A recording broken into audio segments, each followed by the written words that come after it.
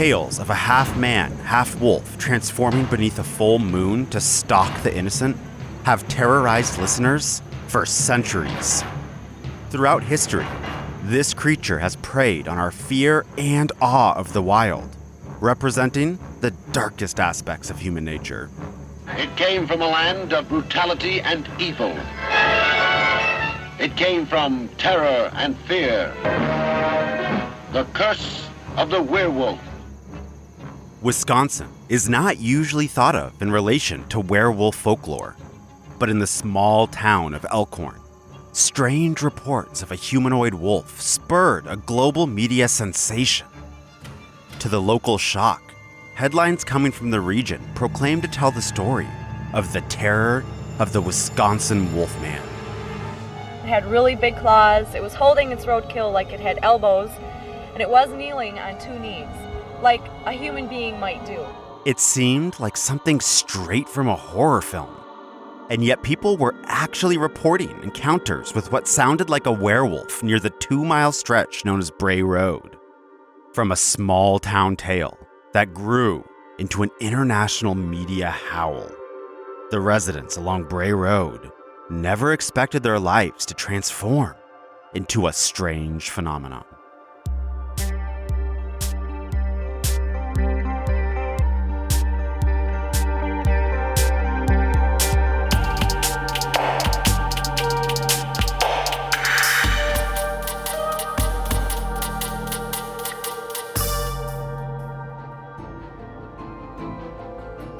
Werewolves are not just the creation of the Universal monster films.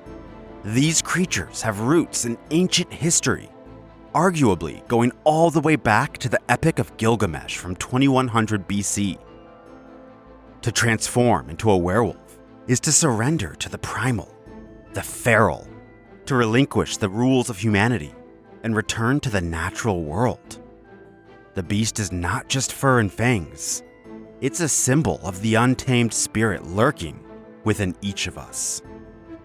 Stephen D. Sullivan, prolific fantasy and horror author, publisher, and one of the hosts of Uncanny Radio podcast, dug deeper into werewolf folklore. So it's not just something that came out of England and Wales or Transylvania.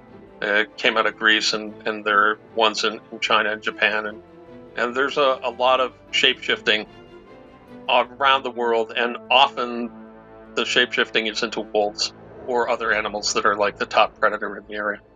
So, and there was a big werewolf flap in the I think 1700s in Europe, where the Beast of Gévaudan and other things like that were going on. People were obsessed with werewolves almost as much as they were obsessed with witches in a similar kind of time period. Sounds like the stuff of legends, right? Tucked away in Walworth County, Wisconsin, lies the quaint town of Elkhorn. Nestled between Madison and Milwaukee, its location at the crossroads of these larger cities makes it easy for outsiders to overlook.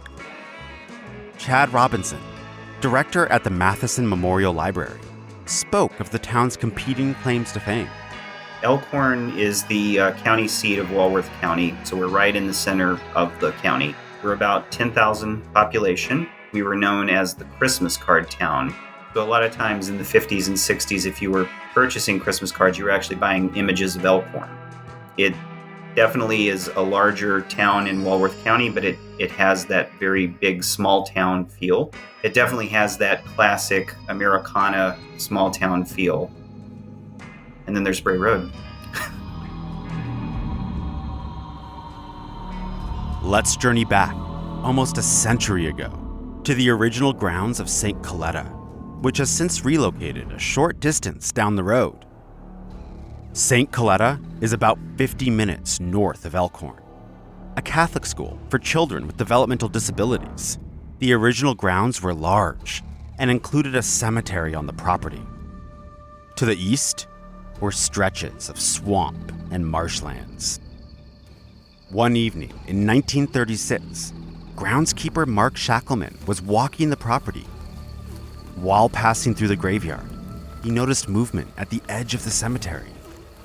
As he approached, a humanoid figure came into view. he immediately noticed something was off. With its bare hands, the figure was digging into a grave. He suddenly saw a creature that fits the bill on a beast, so bipedal, hairy, with a wolf or dog head, that was moving around a particular gravestone. I think, according to the story, he freaked out. Who wouldn't? And he took off, but he decided to come back again, so good on him. And this time, he had a more one-on-one experience with it. He said the creature looked at him and growled something at him, made a word. And I think the word was Gadara. Eventually, the creature stalked off into the night, never to be seen again.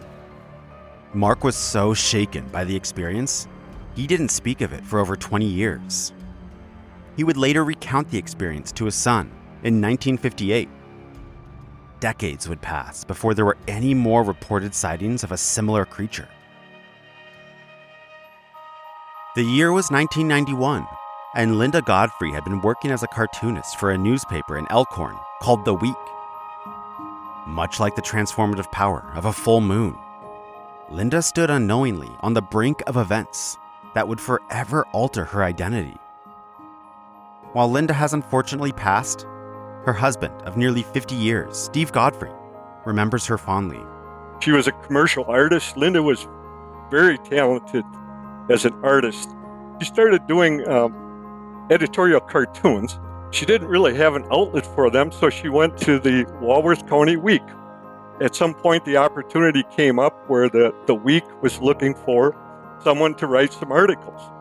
So they asked Linda, and then just by chance, she happened to be in the office one day, and someone had been reporting on some sightings of what they called a werewolf. Everybody thought that was pretty wacky, and actually none of the writers for the paper wanted to take the story. But Linda wasn't afraid to take up the story, treating it with serious journalistic integrity. After asking around town, she learned that whatever this creature was, it had been sighted in the vicinity of a place called Bray Road.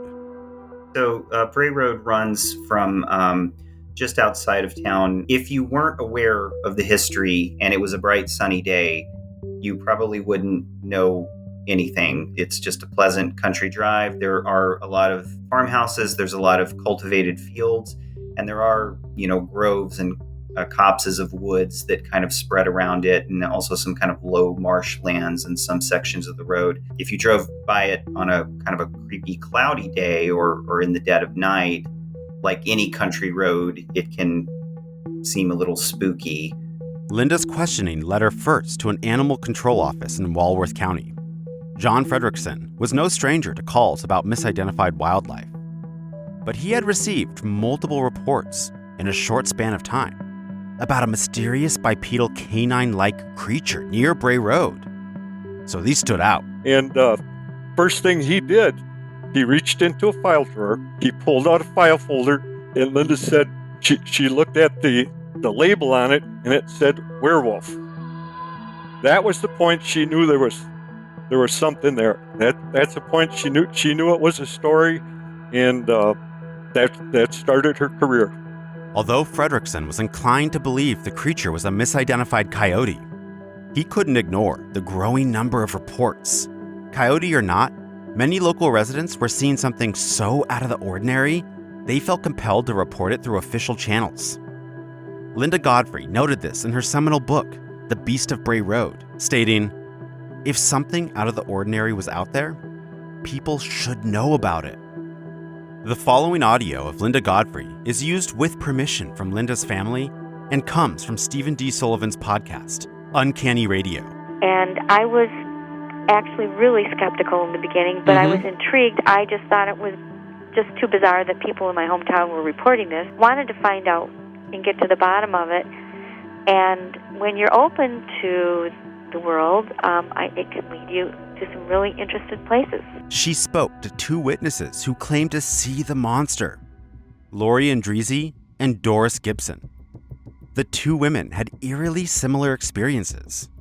Lori and Doris's accounts were the fuse that lit the match, igniting a global media firestorm.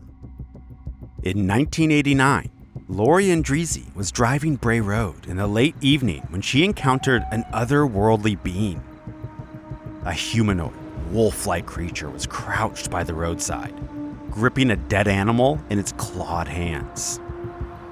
The eyes reflected back into the headlights as it looked up at Lori, burning the haunting image into the terrified teen's mind. The creature was bold, refusing to flee even as Lori approached. Instead, it defiantly stared down the terrified woman. After hearing the account, Linda Godfrey would draw an image of this encounter that has now become synonymous with the legend. It shows a menacing crouched werewolf sneering at the viewer.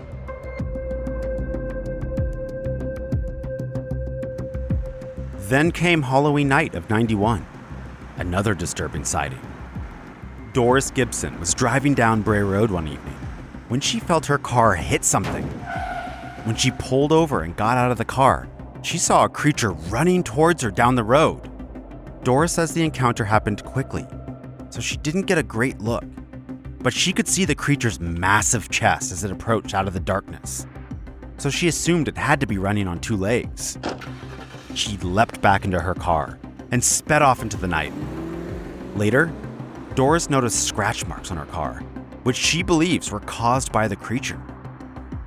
Linda Godfrey's relentless reporting corroborated the strange occurrences that had been quietly documented by local officials like John Frederickson. Her work cast a national spotlight on the strange happenings in Walworth County, and her article titled "Tracking Down the Beast of Bray Road" gave this night-stalking monster the name we know today. I really was never super comfortable with the term werewolf, and beast is very generic. It can mean almost anything, and it just kind of stuck. The Walworth County Week sold more newspapers that week. They had almost a waiting list. They had to make a second run. So many people were interested in that story. And then the Associated Press picked it up. And I think that was a real eye-opener for me and for Linda, because the phone never quit ringing for days and weeks. Linda was receiving calls from all over the country, all over the world, asking for interviews. These were large radio stations in New York and Los Angeles and Chicago, calls from the UK, Australia. The thing that amazed me was that Linda was never nervous about talking to any of these people. Kind of one of the funny things I remember is she had a call with, I think it was the Detroit Free Press. She was upstairs and she said, "Hey, can you bring me some tea and toast?" I said, "Sure, I'll make that." I walk upstairs. I figured she was going to be in her kind of makeshift office she had up there. Instead, she was in the bathroom, and I heard she was on the phone. She was talking, and I'm thinking, well, not sure what I'm going to see when I walk in, but I go in the bathroom, and here's Linda's taking a bubble bath. She's got the phone in one hand, and she's got a little table set up for her tea and the toast that I made for her. And she did 2 or 3 calls just taking a bubble. Just so amazingly calm and cool about it. She was just so smooth, it sounded like she was a very seasoned broadcaster. Linda had become the official keeper of the Wisconsin Werewolf. Jay Bachochin, paranormal investigator, documentary filmmaker, and friend of Linda's, said it best. She was queen of the beast. She was queen of the beast, and she loved it. She was interviewed by news outlets, television programs, wrote a book on the Beast of Bray Road, even developed a film, and then would go on to write nearly 20 more books covering the paranormal. Stephen D. Sullivan, friend of Linda's who co-hosted Uncanny Radio, reflected on Linda's legacy. I don't think she had any trouble being the Queen of the Hill. I think it suited her well, and I don't think there's anyone that can replace her.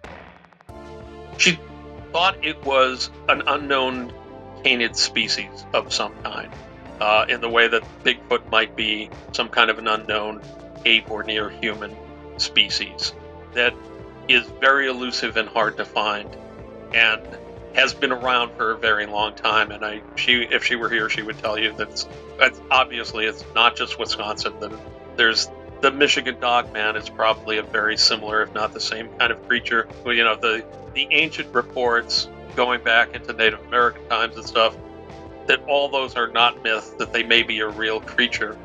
Though whether they're a real creature that exists in our world all the time, or perhaps some supernatural parallel world, or some, you know, one step beyond Twilight Zone kind of area, I don't think, without physical proof and without good photographs, I don't think that can ever be solved. And I don't think she really thought that it could ever be solved, but she was pretty convinced that it was an ongoing thing, and it had been around for a long time, and it was physical and was real, and could interact with the real world.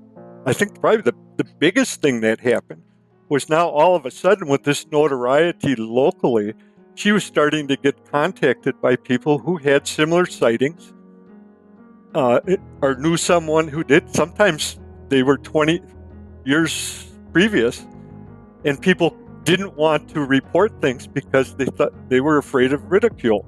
The person writes, I was driving, so I didn't get a real clear look, but it really startled me.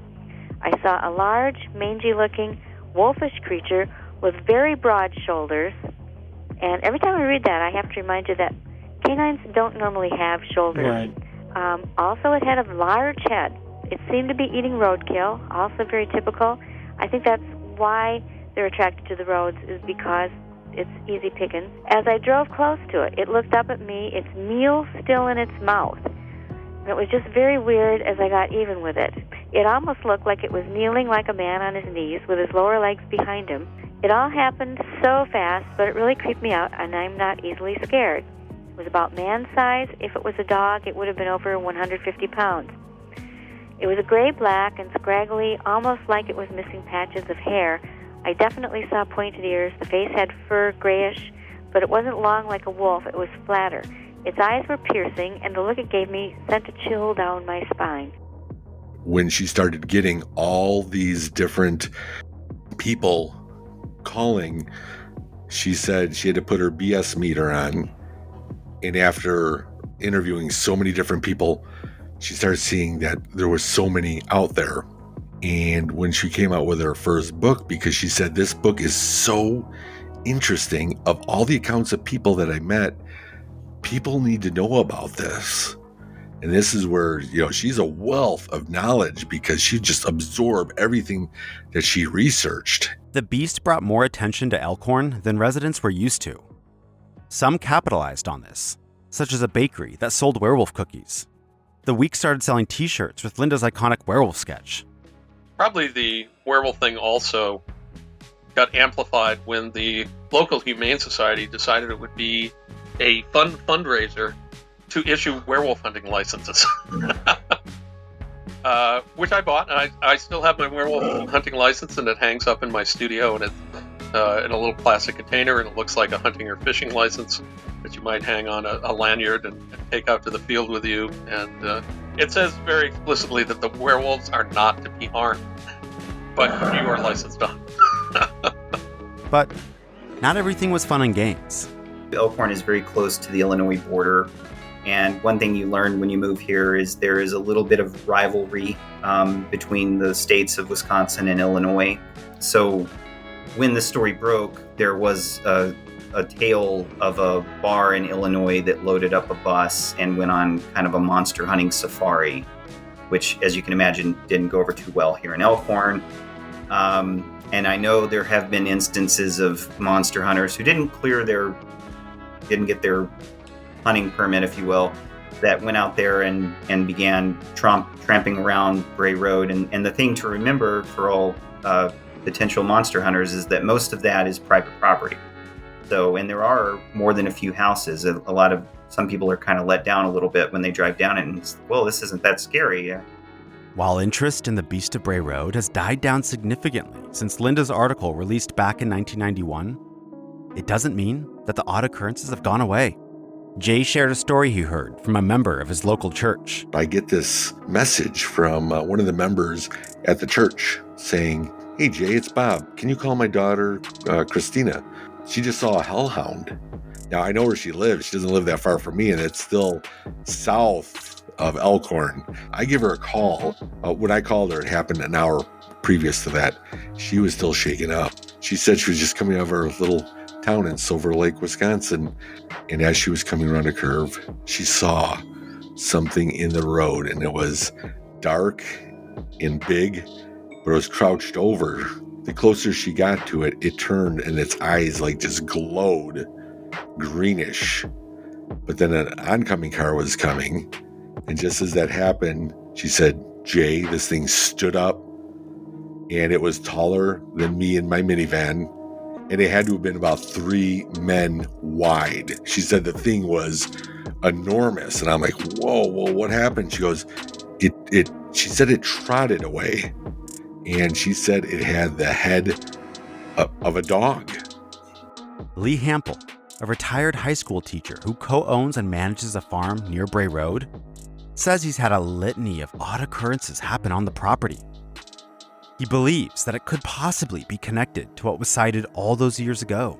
Linda is the one who introduced me to Lee back in 2014, and Lee and I have been friends since.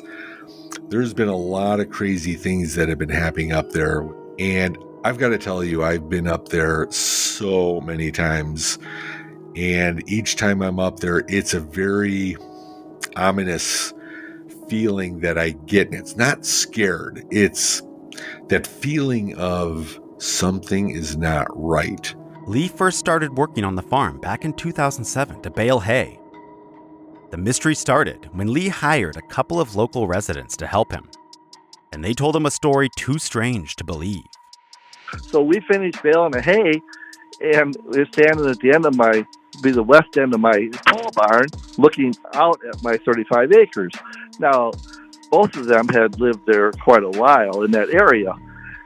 And the one gentleman says, the werewolf lives back on your property. And I said, what are you talking about? The werewolf lives back on my property. Your eyes are brown, you're so full of it. But he said, no. He started telling me his wife and mother-in-law saw it in 2010 on Bowers Road. He started telling me the neighbor over here saw it, and the gentleman, the farmer who was share farming with me, he saw it on Bray Road. Not long afterwards, Lee started setting up trap cameras to try and catch a photo of something large that had been scavenging on his property. He was also noticing some very strange, large canine footprints. And I have this track started right away. It's a 5-toed, 7-pad canid track. I have castings of it. I have pictures of it. And it's a 5-toed, 7-pad canid track, which is no animal in the world that I can find on Google, and I have other people tried to find this track or find an animal that has this particular pad, and there's zero in the world. Lee came to believe whatever was visiting his farm was supernatural in nature.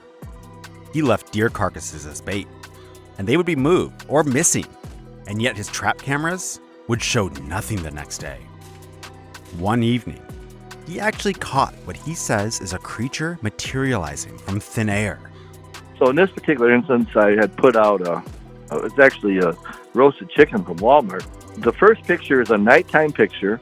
There's nothing in the picture. The picture is just a picture of the trees and the chicken laying there.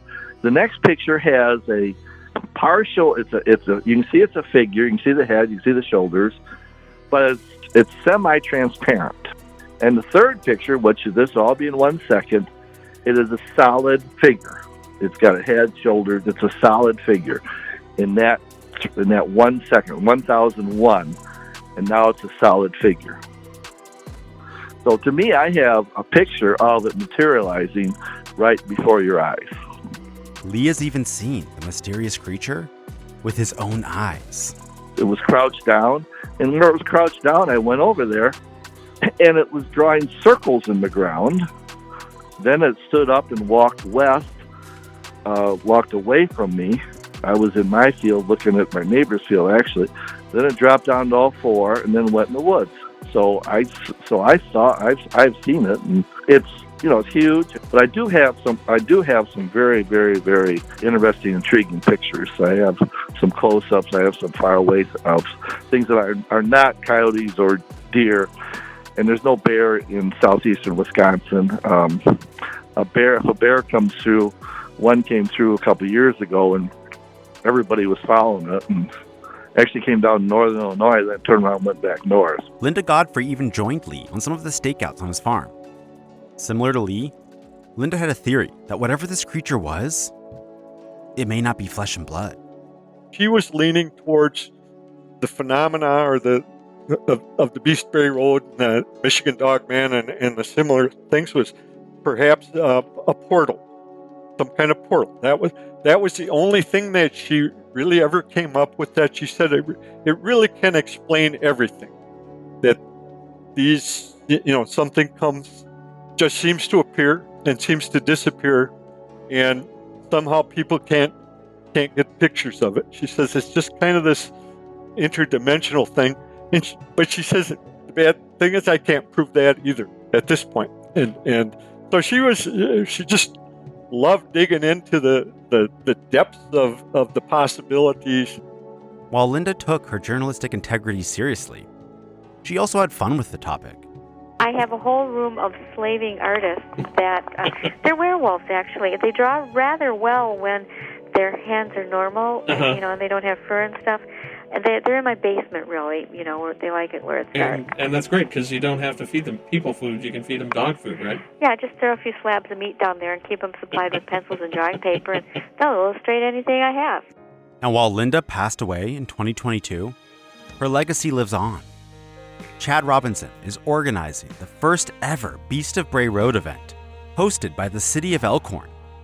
And so it's going to be the week before Halloween, and we're going to tie in a lot of local businesses and different groups and programs, and it's going to culminate with a beast feast, like a little dinner with the rec department.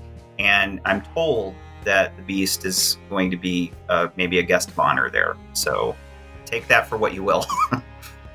Linda's presence is greatly missed amongst the community of Elkhorn, across the world in the paranormal community, and her family and friends.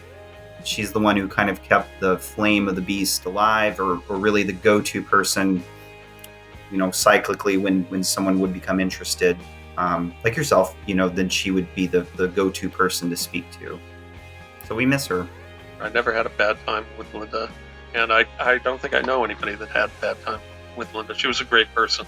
So I think a combination of really strong journalists doing work on a subject matter that not a lot of people were willing to take seriously, and a good family member and a good friend. That's a great epitaph for anybody. I just wish it wasn't an epitaph. I'd love to be able to call her up, just say hi. I always say not only a friend, she was my mentor.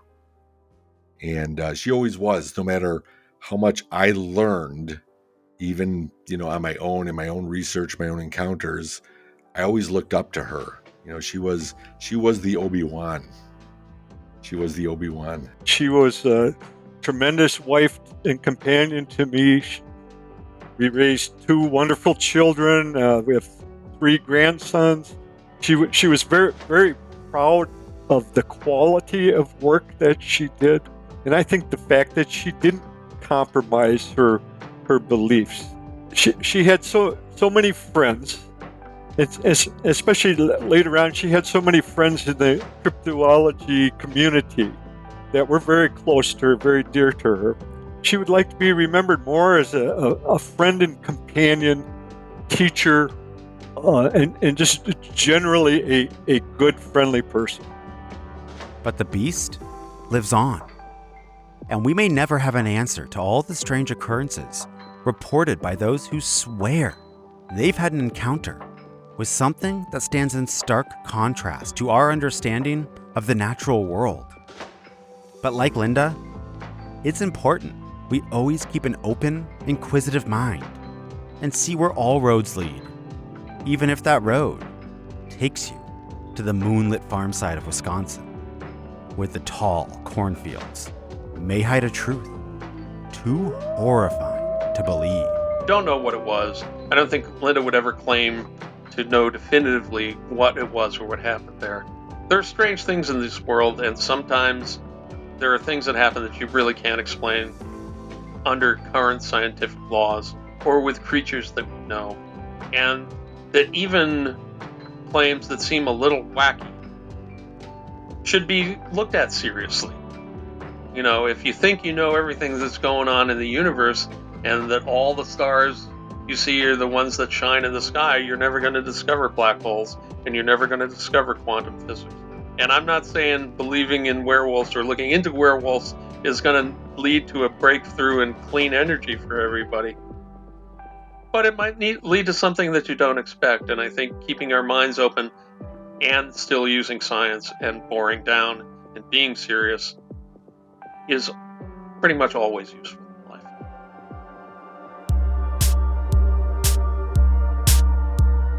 If you enjoyed this episode, please leave a review on your favorite podcasting app. It helps get this content in front of more listeners, which means we can produce more episodes more often. Visit our website at www.strange-phenomenon.com for a full list of sources and more episodes. You can follow us on Twitter and Instagram at strange_phenom and on Facebook at Strange Phenomenon, all one word. Strange Phenomenon is hosted by Ray Tarara. It's written and produced by RJ Blake and Ray Tarara. Theme music by Tara Monk. A special thanks to Stephen D. Sullivan, Chad Robinson, Steve Godfrey, Lee Hampel, and Jay Bachochin for sharing your knowledge and experience with us.